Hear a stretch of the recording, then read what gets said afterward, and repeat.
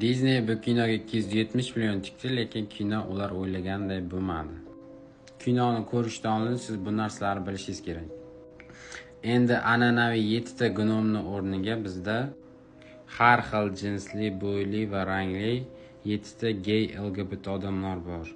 Disney buni stereotiplardan ketish uchun qilyapti va shuni o'zi ham odamlarni ancha jahlini chiqardi.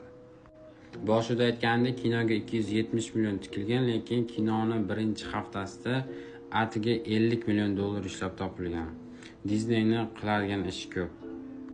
Kinoni baholariga keladigan bo'lsak, kino shu vaqtgacha eng kam IMDb skor olgan kino bo'lgan. 270 million tikilgan pul 1.6 ball olgan.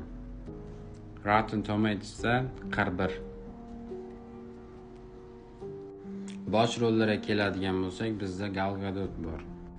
Anchadan beri Isroil va Falastin urushi bo'layotganligi uchun Disney atayin ikkita davlatdan ikkita aktrisani tanlagan. Gal Gadot Isroilda tug'ilib, katta bo'lgan.